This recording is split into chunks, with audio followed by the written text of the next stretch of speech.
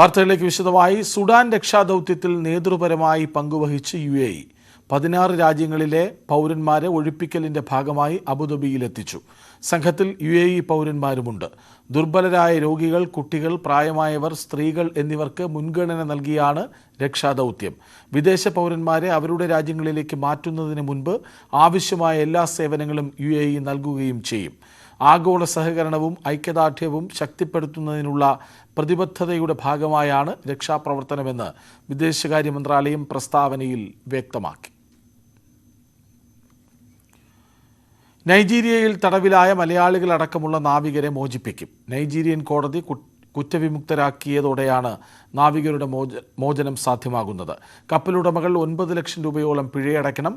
വൻതുക നഷ്ടപരിഹാരവും നൽകണം. എണ്ണമോഷണം ആരോപിച്ചാണ് MT ഹീറോയ് കിഡ്വിൻ കപ്പലും 26 നാവികരും പടിഞ്ഞാറൻ ആഫ്രിക്കൻ തീരത്ത് ഗിനി നാവികസേനയുടെ പിടിയിലാകുന്നത്. ഇവരിൽ 3 മലയാളികളടക്കം 16 ഇന്ത്യക്കാരുണ്ട്. കൊല്ലം സ്വദേശി വിജിത് വി നായർ, കൊച്ചി സ്വദേശികളായ സനു ജോസ്, മിൽട്ടൺ എന്നിവരാണ് മലയാളികൾ. കഴിഞ്ഞ 9 മാസമായി നടത്തിവന്ന നിയമ നടപടികളും നയതന്ത്ര നീക്കങ്ങളുമാണ് ഒടുവിൽ ഫലം കാണുന്നത്. മോചന വിവരം അറിഞ്ഞതിന്റെ സന്തോഷത്തിലാണ് കുടുംബാംഗങ്ങൾ. എന്റെ മകനെയും കപ്പലിനെയും 26 പേരെയും കോടതി കുറ്റവിമുക്തരാക്കിയിരിക്കുന്നു എന്നാണ് അറിഞ്ഞത്. സമുദ്രാതിർത്തി ലംഘിച്ചതിനാണ് അവരെ തടങ്കലിലാക്കിയിരുന്നെന്നാണ് ഇന്നലെ കോടതി വ്യക്തമാക്കിയത്. കോടതിയുടെ നിരീക്ഷണത്തിലും കോടതിയുടെ വഴിയിലും പറഞ്ഞിരിക്കുന്നത് അവരെ കുറ്റവിമുക്തരാക്കിയിരിക്കുന്നു എന്ന് പറഞ്ഞു. നോർവേ ആസ്ഥാനമായ OSM മാരിടൈമിന്റെ ഉടമസ്ഥതയിലുള്ള കപ്പൽ കഴിഞ്ഞ വർഷം ഓഗസ്റ്റ് 8-നാണ് നൈജീരിയൻ നേവിയുടെ നിർദ്ദേശപ്രകാരം ഗിനി അധികൃതർ പിടികൂടിയത്. കപ്പലിനെയും നാവികരെയും പിന്നീട് നൈജീരിയ കസ്റ്റഡിയിലെടുത്തു. കമ്പനി $20 ലക്ഷം പിഴയടച്ചെങ്കിലും മോചനത്തിന് വഴി തുറന്നിരുന്നില്ല. ന്യൂസ് 18 കൊല്ലം. എഡ്യൂക്കേഷൻ ടെക്നോളജി കമ്പനിയായ ബൈജൂസിന്റെ ബംഗളൂരുവിലെ ഓഫീസുകളിലും CEO ബൈജു രവീന്ദ്രന്റെ വീട്ടിലും ED റെയ്ഡ്. 12 വർഷത്തിനിടെ 28,000 കോടി രൂപയുടെ വിദേശ നിക്ഷേപം നടന്നുവെന്നാണ് കണ്ടെത്തൽ. 2020-21 സാമ്പത്തിക വർഷത്തെ ഇടപാടുകൾക്ക് രേഖകളില്ല. അക്കൗണ്ടുകൾ ഓഡിറ്റിംഗിന് വിധേയമാക്കിയിട്ടില്ലെന്നും ED വ്യക്തമാക്കുന്നു. വിദ്യാർത്ഥികളുടെ മാതാപിതാക്കളിൽ നിന്ന് ലഭിച്ച പരാതികളുടെ അടിസ്ഥാനത്തിലാണ് പരിശോധനയെന്ന് ED പറഞ്ഞു. ബൈജു രവീന്ദ്രൻ അന്വേഷണത്തോട് സഹകരിക്കുന്നില്ലെന്നും ED കേന്ദ്രങ്ങൾ സൂചന നൽകി. അതേസമയം നടന്നത് സ്വാഭാവികമായ പരിശോധനകൾ മാത്രമാണെന്നും ഇടപാടുകൾ സുതാര്യമാണെന്നുമാണ് സ്ഥാപനത്തിന്റെ വാദം. ഒടുവിൽ കൊമ്പുകുത്തി അരിക്കൊമ്പൻ.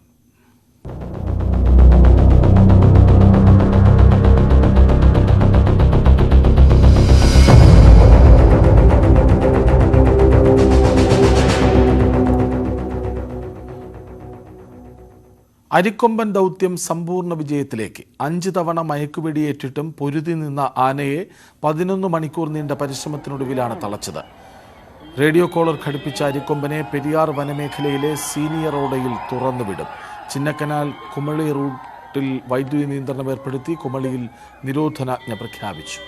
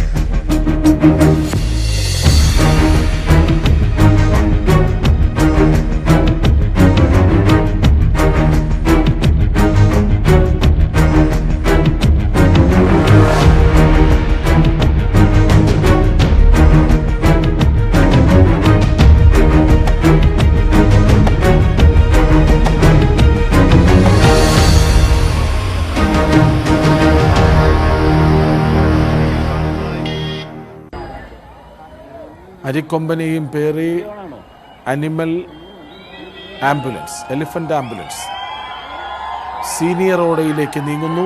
വഴിനീളെ വലിയ സ്വീകരണം എന്ന വാക്ക് തന്നെ പ്രയോഗിക്കേണ്ടി വരുന്നു. അരിക്കൊമ്പനെ കാത്ത് നിരവധി പേർ. കൂടുതൽ വിവരങ്ങളുമായി ജി ശ്രീജിത്ത് ഒപ്പം ചേരുന്നു. ശ്രീജിത്ത്, ഈ അരിക്കൊമ്പൻ ദൗത്യവാഹനങ്ങൾ എല്ലാം സീനിയർ ഓടയിലെത്തിയോ? എത്തിയിട്ടില്ല കൃഷ്ണരാജ്. വനത്തിനുള്ളിലൂടെ ഏതാണ്ട് 22 കിലോമീറ്റർ ദൂരത്തോളം ഈ വാഹനം അവിടെ എത്തേണ്ടതുണ്ട്. ഏതാണ്ട് 10:30 തേക്കടി വിട്ട് കുമളി വിട്ട് ഈ വാഹനത്തിനുള്ളിലേക്ക് പോയിരിക്കുന്നത്. വലിയ കയറ്റങ്ങളുമൊക്കെയുള്ള ഭാഗമാണ് ഈ റോഡ് എന്നാണ് മനസ്സിലാക്കുന്നത്. സീനിയർ റോഡ എന്ന സ്ഥലത്താണ്, അതായത് നേരത്തെ നമ്മൾ റിപ്പോർട്ട് ചെയ്തിരുന്ന മുല്ലക്കഴിക്ക് തൊട്ടടുത്തുള്ള സീനിയർ റോഡയിലാണ് ഈ അരിക്കൊമ്പനെ ഇറക്കുക. അവിടേക്ക് രാത്രിയുള്ള യാത്രയാണ്, വളരെ വേഗത്തിലുള്ള യാത്രയായിരിക്കില്ല, വനത്തിനുള്ളിലൂടെയുള്ളതാണ്. അതുകൊണ്ട് തന്നെ മറ്റു മൃഗങ്ങളൊക്കെ ക്രോസ് ചെയ്യാനുള്ള സാധ്യതയൊക്കെയുണ്ട്. അതുകൊണ്ട് തന്നെ പതുക്കെ എത്തും എന്നുള്ളതാണ് വിവരം. എന്തായാലും ഇവർ വാഹനത്തിനുള്ളിലേക്ക് കയറിയ ശേഷമുള്ള ഒരു വിവരങ്ങളും ലഭ്യമല്ല. വനത്തിനുള്ളിൽ പൂർണ്ണമായും മൊബൈൽ റേഞ്ചുകളില്ല, ഉദ്യോഗസ്ഥരൊന്നും വിളിച്ച് കിട്ടുന്ന ഒരു സാഹചര്യവുമല്ല. എന്തായാലും അവിടെ എത്തിയാൽ തന്നെ ഒരു 11:30 കഴിയുമ്പോഴെങ്കിലും എത്തിയാൽ പിന്നീട് ഈ അരിക്കൊമ്പനെ പതുക്കെ പരിശോധിച്ച ശേഷം പുറത്തേക്ക് വിടുന്ന മിഷൻ ആരംഭിക്കും. അങ്ങനെ അത് വൈകാതെ അത് പൂർത്തിയാക്കാൻ കഴിയുമെന്നുള്ള പ്രതീക്ഷയാണ് ഉള്ളത്. എന്തായാലും ഈ വനത്തിനുള്ളിലേക്ക് മറ്റ് പോലീസ് വാഹനങ്ങളൊന്നുമല്ല പോയിട്ടുള്ളത്. വനംവകുപ്പിന്റെ വാഹനങ്ങളും ഈ ദൗത്യ സംഘത്തിൽപ്പെട്ടവരുമാണ് പോയിട്ടുള്ളത്. അങ്ങനെ ഒരുപാട് വാഹനങ്ങൾ പോകാനും കഴിയില്ല. എന്തായാലും കുമളി അടക്കമുള്ള മേഖലകളിൽ വലിയ സ്വീകരണമാണ് അരിക്കൊമ്പന് ഉള്ളത് എന്നുള്ളതാണ്. ഒരു പരിധിവരെ ഇന്നത്തെ വലിയ വാർത്തകളിലൂടെ താരമായിട്ടുണ്ട് അരിക്കൊമ്പൻ. ആ ഒരു പശ്ചാത്തലം കൂടി കണ്ടുകൊണ്ടായിരിക്കണം അരിക്കൊമ്പനെ വളരെ ആവേശപൂർവ്വമാണ് തേക്കടി നിവാസികൾ എന്തായാലും സ്വീകരിച്ചിട്ടുള്ളത്. അവിടെ പലയിടത്തും ചില പൂജകളൊക്കെ പോലും തേക്കടിയിലെ ഗേറ്റിന് സമീപത്ത് ഉണ്ടായിരുന്നു എന്നാണ് നമുക്ക് കാണാൻ കഴിഞ്ഞത്. എന്തായാലും നിലവിൽ അരിക്കൊമ്പൻ ദൗത്യം തുടരുകയാണ്. ഇന്ന് രാത്രി അർദ്ധരാത്രി പുലർച്ചയ്ക്ക് മുൻപ് ഈ ദൗത്യം പൂർത്തിയാകുമെന്നാണ് പ്രതീക്ഷിക്കുന്നത്. കൃഷ്ണരാജ്. ശരി ശ്രീജിത്ത്, ദൗത്യം അവസാന ഘട്ടത്തിലേക്ക് എന്ന് പറയണം. കാരണം ഇനിയും ഈ കാട്ടിനുള്ളിലേക്ക് 20 കിലോമീറ്ററിലേറെ ദൂരമുണ്ട് സീനിയർ റോഡയിലെത്താൻ. അവിടെ എത്തിയാൽ തന്നെ അരിക്കൊമ്പനെ ഒന്നുകൂടി പരിശോധിക്കണം, ആരോഗ്യം എന്തെന്ന് തിരിച്ചറിയണം, ശേഷം മാത്രമേ തുറന്നു വിടൂ എന്നാണ് മനസ്സിലാക്കുന്നത്. കാരണം റേഞ്ച് പരിമിതമായ മേഖലയാകും, ചിലയിടങ്ങളിൽ റേഞ്ച് തന്നെ ഉണ്ടാകില്ല, അതുകൊണ്ട് ഉദ്യോഗസ്ഥരുമായി ബന്ധപ്പെടാനുള്ള സാഹചര്യമില്ല. മാത്രമല്ല ഇതിനൊരു രഹസ്യ സ്വഭാവമുണ്ട് ഈ ദൗത്യം പൂർത്തീകരിക്കുന്ന സമയത്ത് എന്ന് വേണം മനസ്സിലാക്കാൻ. കാരണം പ്രതിഷേധങ്ങളൊന്നും ഉണ്ടാകാത്ത വിധം, വാർത്തയായി പ്രചരിച്ച് പ്രശ്നങ്ങളൊന്നും ഉണ്ടാകാത്ത വിധം സുരക്ഷിതമായി ഈ ദൗത്യം പൂർത്തിയാക്കേണ്ടതുണ്ട് വനം വകുപ്പിനും ഉന്നത ഉദ്യോഗസ്ഥർക്കും. അതുകൊണ്ട് തന്നെ സർക്കാരിനും ആ ലക്ഷ്യമുണ്ട്. അതുകൊണ്ട് തന്നെ കുറച്ചൊക്കെ രഹസ്യ സ്വഭാവം അവസാന ഘട്ടത്തിൽ നിലനിർത്തുന്നുണ്ട്. ഏതായാലും ചിന്നക്കനാലിന് ആശ്വാസം. ഇനി മറ്റൊരിടത്ത് സീനിയർ റോഡ എന്ന ഇടത്ത്, പെരിയാർ വനമേഖലയിലെ സീനിയർ റോഡയിൽ അരിക്കൊമ്പന് സ്വതന്ത്രമായി വിഹരിക്കാം. മറ്റൊരു കാട്ടിലേക്ക് മാറ്റപ്പെടുന്നു എന്നതിനപ്പുറം കൂടുതൽ സ്വസ്ഥമായ ഒരു അന്തരീക്ഷമാകാം, കൂടുതൽ ഭക്ഷണ സാധ്യതയുള്ള മേഖലയാകാം. ഏതായാലും അരിക്കൊമ്പൻ ഒരിടത്ത് നിന്ന് മറ്റൊരിടത്തേക്ക് പറിച്ചു നടപ്പെടുന്നു. അർദ്ധരാത്രിയോടെ ആ ദൗത്യം പൂർണ്ണമാകും. തൃശ്ശൂരിൽ പൂരാവേശം.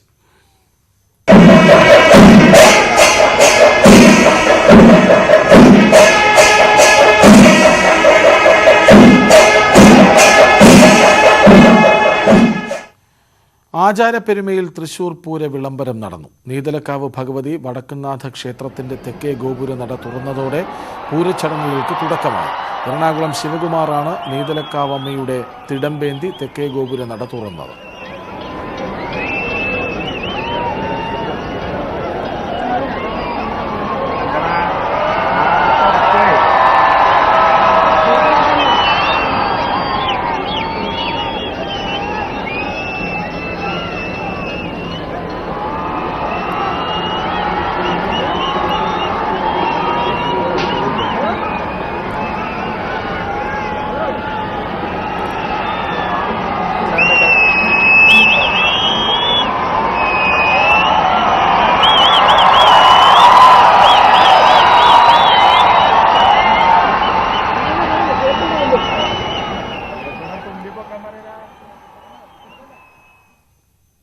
ഇത്തവണ തൃശൂർ പൂരത്തിന് ഒരു പ്രത്യേകതയുണ്ട്.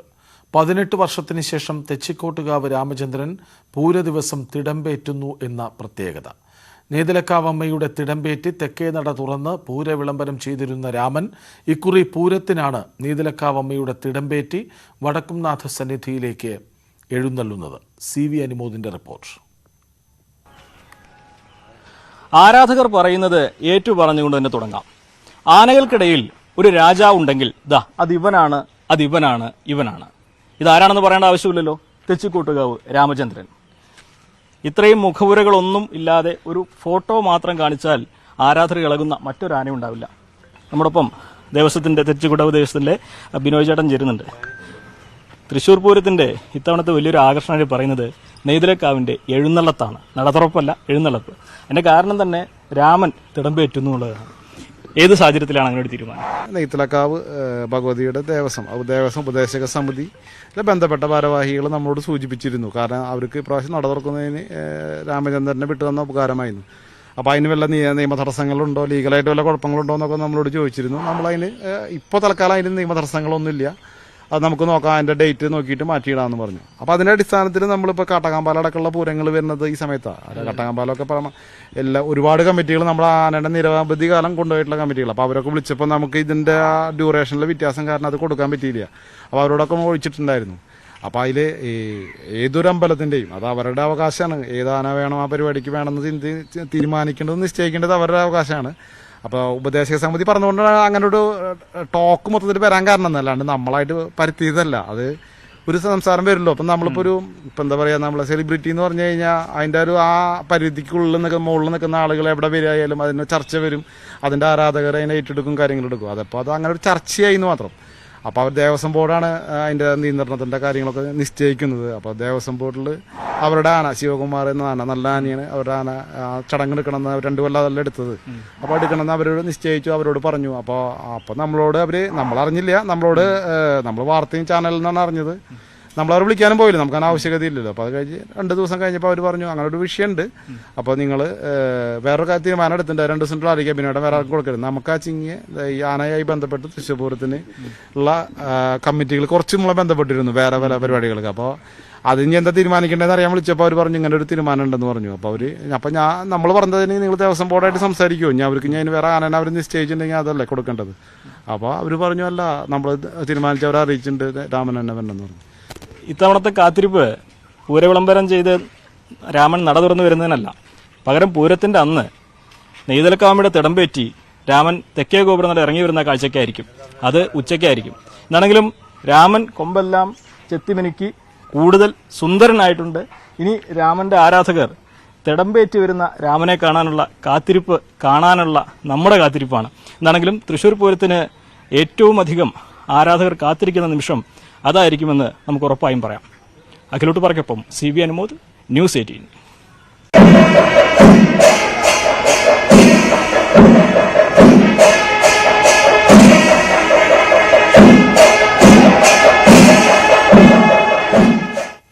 ഗൾഫ് 18 പൂർണ്ണമാകുന്നു. നമസ്കാരം.